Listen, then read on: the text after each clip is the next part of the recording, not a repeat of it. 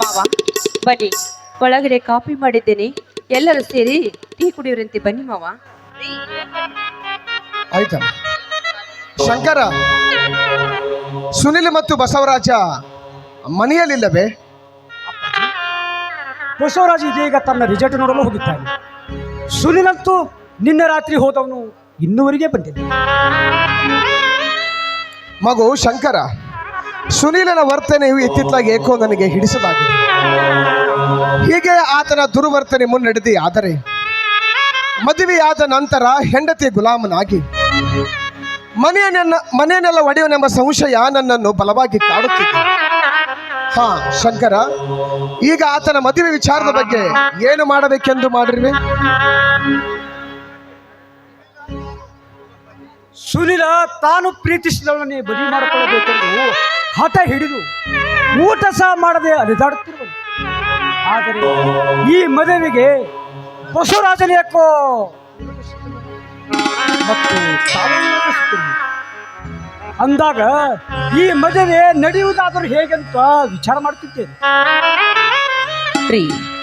ನಾವು ಈ ಮದುವೆಗೆ ನಾವು ಎಲ್ಲರೂ ಧಿಕ್ಕರಿಸಿದರೆ ನನ್ನ ಮೈದನ ಸುನಿಲ್ಲ ನಮ್ಮ ಮಾತನ್ನು ಕೇಳದೆ ಧಿಕ್ಕರಿಸಿ ಮದುವೆ ಆಗೋದು ಖಂಡಿತ ತಪ್ಪಿದ್ದಲ್ಲ ಸ್ವಾಮಿ.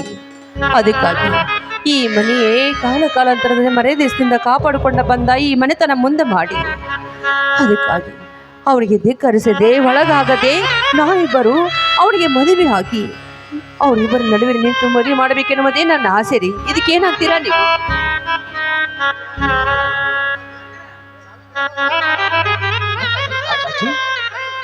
ಸಾವಿತ್ರಿ ಹೇಳುವ ಮಾತು ನಿಮ್ಗೆ ಹೇಗೆ ಅನಿಸಿದೆ?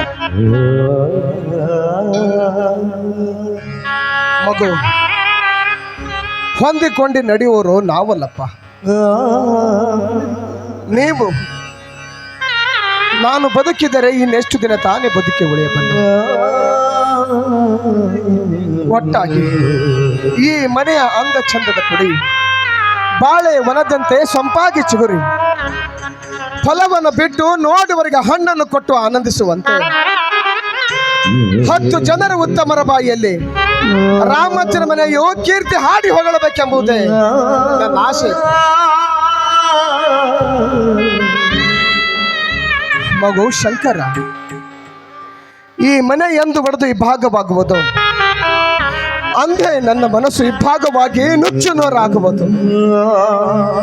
ಒಟ್ಟಿನಲ್ಲಿ ಈ ಮನೆ ಎಂದು ಒಡೆಯುವುದಿಲ್ಲ ಎಂದು ನನಗೆ ಮಾತು ಕೊಡು ಶಂಕರ, ಮಾತು ಕೊಡು.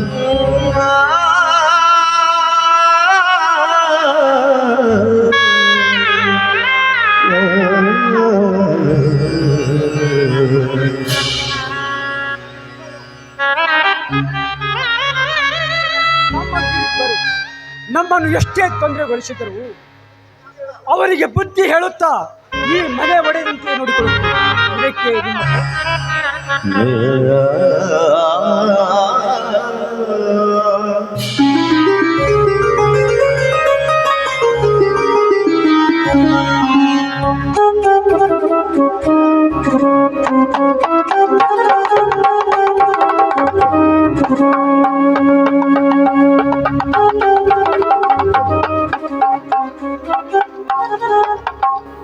ಸುವರ್ಣ, ನಮ್ಮಿಬ್ಬರ ಈ ಮದುವೆಗೆ ಯಾರ ಮನಸ್ಸು ಇಲ್ಲವೆಂದು ನಿನಗೂ ಗೊತ್ತು.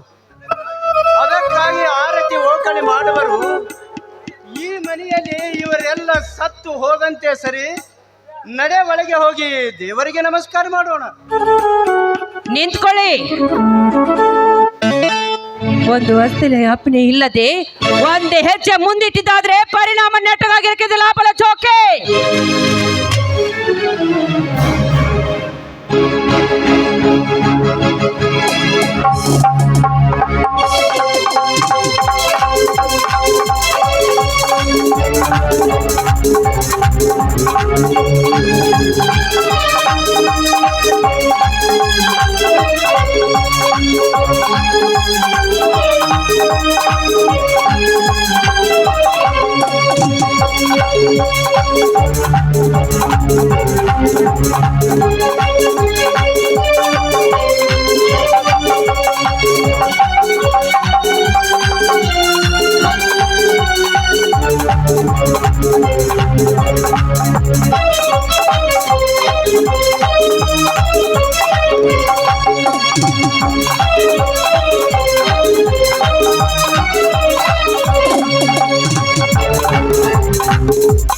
ಇಲ್ಲಿ ನನ್ನ ತಂಗಿಗೆ ಓಕಳಿ ನಾನು ಚೆಲ್ಲುತ್ತೇನೆ.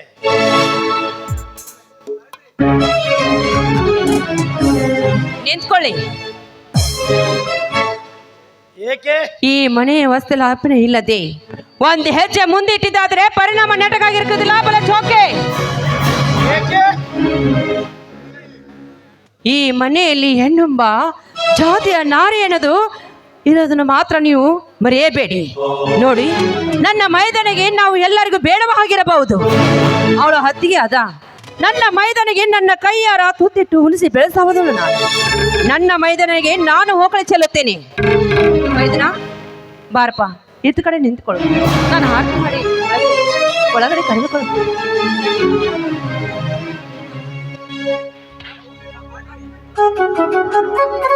ಮಗು ಸುನಿಲ, ನಿನ್ನ ಪಾಲಿಗೆ ನಾವೆಲ್ಲ ಇದ್ದು ಸತ್ತಂತಾಗಿ ಹೋದೆವು. ನಿನ್ನ ಮದುವೆಗೆ ವಿರೋಧಿಸಿದರೆಂದು ತಿಳಿದು ಈ ಹೆಣ್ಣಿನ ಮೋಹಕ್ಕೆ ಮರುಳಾಗಿ ನಮ್ಮೆಲ್ಲರನ್ನ ಬಿಟ್ಟು ಮದುವೆಯಾಗಿ ಬಂದಿದ್ದೀಯಲ್ಲ, ಇದು ನಿನಗೆ ಸರಿ ಅನಿಸುತ್ತಿದೆಯಾ? ನಿನಗೆ ಅಪ್ಪಾಜಿ, ನೀವು ಯಾರು ಒಪ್ಪದಿದ್ದ ಕಾಲಕ್ಕೆ ಈ ನಿರ್ಧಾರ ಕೈಗೊಳ್ಳಬೇಕಾಯಿತು. ಇದೀಗ ತಾನೇ ನಾವೆಲ್ಲ ಮಾತನಾಡಿ ನಿನ್ನ ಮದುವೆ ಬಗ್ಗೆ ಏರ್ಪಾಡು ಮಾಡಬೇಕೆಂದು ಯೋಚಿಸಿದ್ದೇವೆ ಸುಧಿ. ಈಗ ನಿಮ್ಮ ವೇದಾಂತ ಪಠಣ ಕಾಲ ಕೇಳುವ ಕಾಲ ನನಗಿಲ್ಲ. ದುಡ್ಡ ಉಳಿಸಲು ಮಾಡಿದ ಕುತಂತ್ರವಿದು. ಎಲ್ಲಿದ್ದಾನೆ ಆ ಮಾನಭಾವ ಬಸವರಾಜ್? ನನ್ನ ಬಾಯಿಗೆ ಬಂದಂತೆ ಮಾತಾಡಿದ, ನನ್ನ ಸುವರ್ಣ ಅಣ್ಣನಿಗೆ ಬೈದ. ಆ ತಲೆ ತಿರುಕ ಬರಲಿ, ಇಂದು ಯಾವುದಕ್ಕೊಂದು ಇತ್ಯಾರ್ಥ ಮಾಡಿಕೊಂಡು ಒಳಗೆ ಹೋದರಾಯ್ತು.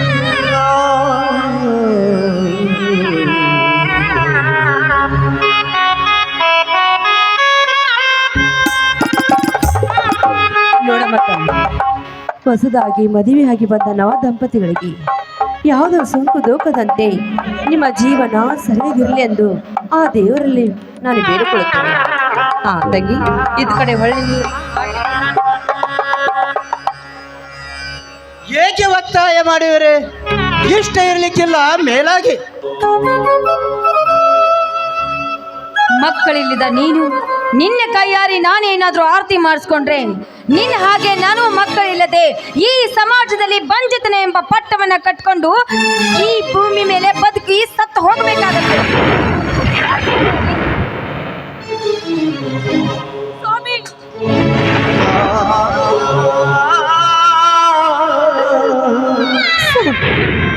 ಕೇಳಲಾರೆ ಇಂತಹ ನುಡಿಗಳನ್ನು.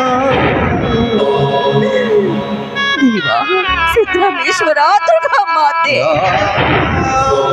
ಇಂತಹ ನುಡಿಗಳನ್ನು ಕೇಳಲೆಂದು ನನ್ನ ಆತ್ಮಕ್ಕೆ ಕಿಚ್ಚನ ಹಚ್ಚುತ್ತಿರುವೆ ತಾಯಿ, ಕಿಚ್ಚನ ಹಚ್ಚುತ್ತಿರುವೆಯ.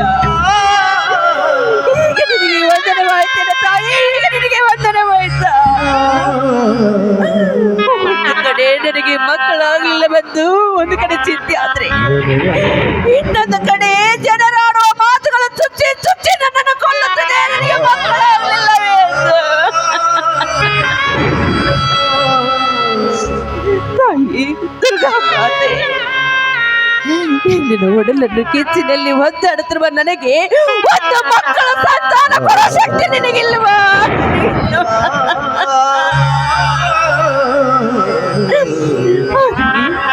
ನನ್ನ ಮೈದನರು ನನ್ನ ಹೊಟ್ಟೆಯಲ್ಲಿ ಹುಟ್ಟಿದ ಮಕ್ಕಳೆಂದು ತಿಳಿದು ನಾನು ಜೋಪಾನ ಮಾಡಿದ ನನ್ನ ಮೈದನಿಗೆ ಇಂಥ ಹೆಣ್ಣತೆಯ ಮಾತುಗಳನ್ನು ಕೇಳಿ ನುಡಿಯುವಂತೆ ಮಾಡಿದೆಯಾ ನನ್ನ ಜೀವನ?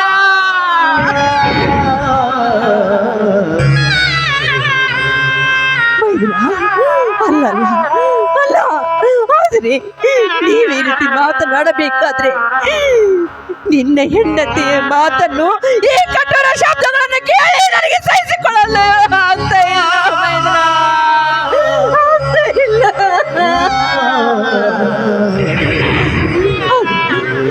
ನೀವಿಂತಿ ಮಾತನಾಡಬೇಕಾದ್ರೆ ಈ ಭೂತವಾದ ಇವನಂತಿಗಾಗಿ ಹೋರಾಡುತ್ತಿರುವಾಗ ಈ ಕರತೆಯ ಶಾಪದಿಂದ ಅವನೊಂದಿಗೆ ನೆರಳುವಂತಾಗುತ್ತದೆ ಈ ನಿಮ್ಮ ಸಂಸಾರ.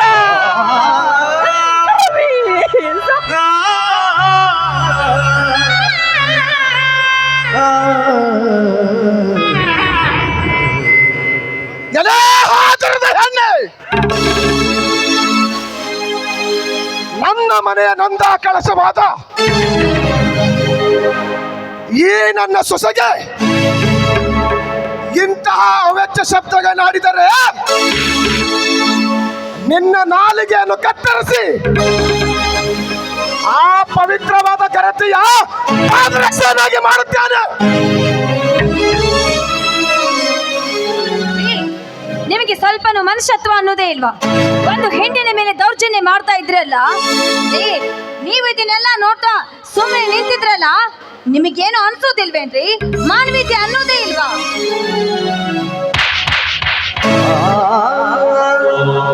ಅಪ್ಪನೆಂದು ಹೇಳಿ ಮಗನ ಹೆಂಡತಿ ಹೊಡೆಯಲು ಹೊರಟ ಮುಗಿಬೆಪ್ಪ ಇನ್ನೊಂದು ಸಾರಿ ಕೈ ಎತ್ತಿದರೆ ಕೈ ಕತ್ತರಿಸಿ ಬಿಟ್ಟರು. ಹುಷಾರ್.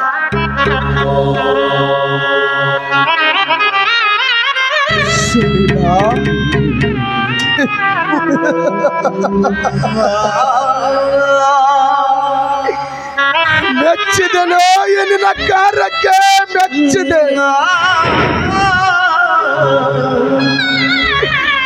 ಹೆಂಡತಿಯ ಮಾತಿಗೆ ಬಲಿಯಾದ ಬಲಿ ಪಶುವಿನಂತಿರುವ ನಿನ್ನ ಕಾರ್ಯಕ್ಕೆ ಮೆಚ್ಚಿದೆ ಸುನಿಲ.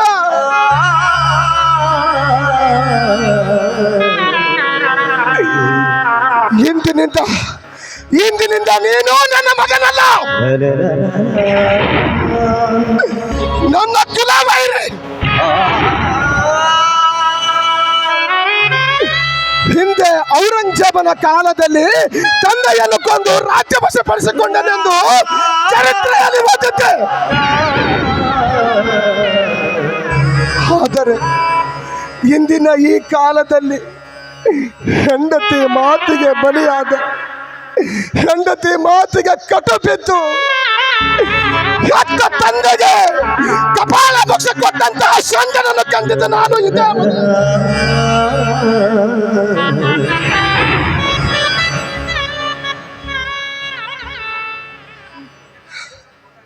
ಮಗು ಸುನಿ, ನಾನು ಹೆಂಡತಿಯನ್ನು ಕಳೆದುಕೊಂಡಾಗ ಚಿಕ್ಕವರಿದ್ದ ನಿಮ್ಮ ಬಾಯಲ್ಲಿ ನನ್ನ ಬಾಯಲ್ಲಿದ್ದ ತುತ್ತನಿಟ್ಟು ಜೋಪಾನ ಮಾಡಿದ್ದೇನೆ ಹೊರತು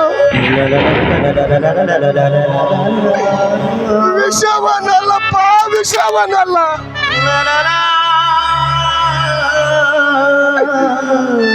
ಅಮೃತವನ್ನಿಟ್ಟು ನಾನು ನಿಮ್ಮೆಲ್ಲರನ್ನ ಸುಂದರವಾದ ಚಿಂಕೆ ಮರಿಗಳಂತೆ ಜೋಪಾನ ಮಾಡಿದೆ.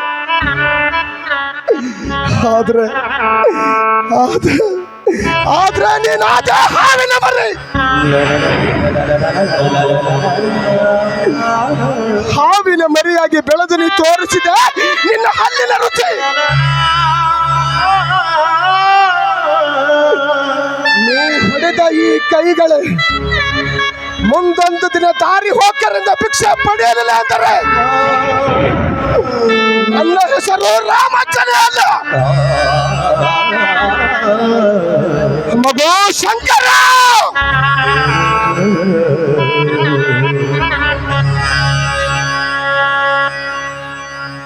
ಏಕೆ ಪಾಪ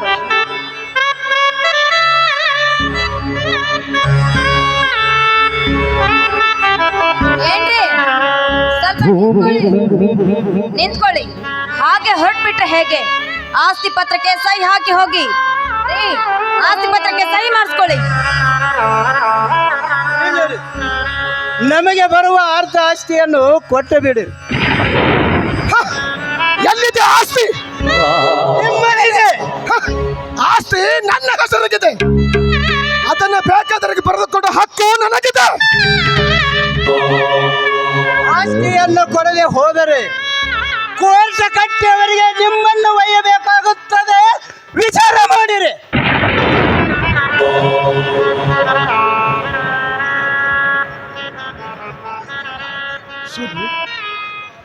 ಎಲ್ಲ ಆಸ್ತಿ ನಿನ್ನ ದಾರಿಗೆ ಆಗಿರುವಾಗ ಮತ್ತೇಕೆ ಭಯ? ಈ ಮನೆ ಭಾರ ಹೊತ್ತು ನಡೆ. ನಮಗೆ ಮಕ್ಕಳಿಲ್ಲದ ಕಾರಣ ಎಲ್ಲ ಆಸ್ತಿ ನಿನ್ನ ಹೆಸರಿಗೆ ಶಂಕರ, ಏನ್ ಹೇಳ್ತಾ ಇದೀಯೋ ನೀನು? ಹೌದು ಅಪ್ಪಾಜಿ, ಮನೆ ಒಡೆಯುವುದು ನನಗಿಷ್ಟವಿಲ್ಲ. ಅದಕ್ಕಾಗಿಯೇ ಈ ನಿರ್ಧಾರಕ್ಕೆ ಬಂದೆ.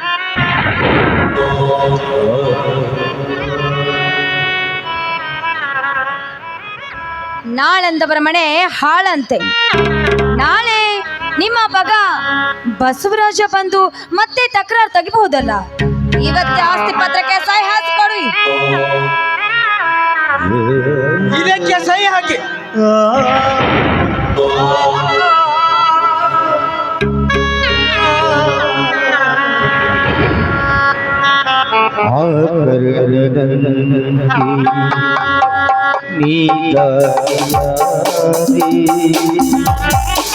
ಇನ್ನೊಂದು ಜೀವಕ್ಕೆ ಆಧಾರವಾಗಿ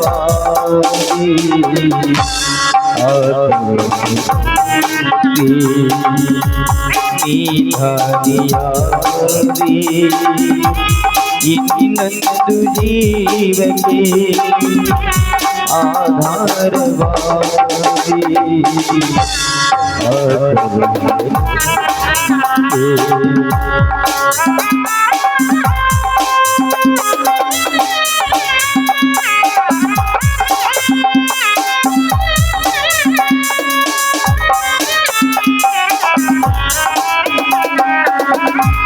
ಕಸದಂತೆ ಕಂಡರು ಮನೆಯಲ್ಲಿ ಎಲ್ಲರೂ ದಿನವೆಲ್ಲ ಬಾಳಲಿ ಕಣ್ಣೀರ ತಂದರು. ಕಸದಂತೆ ಕಂಡರು ಮನೆಯಲ್ಲಿ ಎಲ್ಲರೂ ದಿನವೆಲ್ಲ ಬಾಳಲಿ ಕಣ್ಣೀರ ತಂದರು. ಇನ್ನೊಂದು ತರಂಗವಾ ಅವರೇ ಬಲ್ಲರು. ಮಗು ಶಂಕರ, ಎಂತಹ ಕಾರ್ಯ ಮಾಡಿಬಿಟ್ಟಿಯಪ್ಪ. ಹೇಳದೆ ಕೇಳದೆ ಸಹಿ ಮಾಡಲು ಒಪ್ಪಿಬಿಟ್ಟಿಯಲ್ಲ. ಇದಕ್ಕೆ ನಿಮ್ಮ ತಮ್ಮಂದಿರು ಏನಾದರೂ ಅಂದರೆ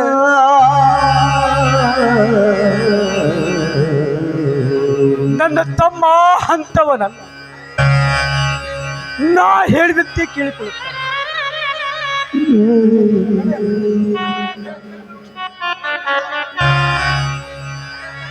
ಏನಲ್ಲ ಮರೆತರು ತಮ್ಮ ಹಡದವರ ನೀ ಮರಿದ. ಗರ್ಭವತಿ ನದಿ ಏನೆಲ್ಲ ಮರೆತರು ತಮ್ಮ ಹಡದವರ ನೀ ಮರಿಬ್ಯಾಡ. ಉಪಕಾರ ತೀರಿಸಬೇಕು ಈ ಮಾತು ತಿಳಿದು ನೋಡ. ಉಪಕಾರ ತೀರಿಸಬೇಕು ಈ ಮಾತು ತಿಳಿದು ನೋಡ.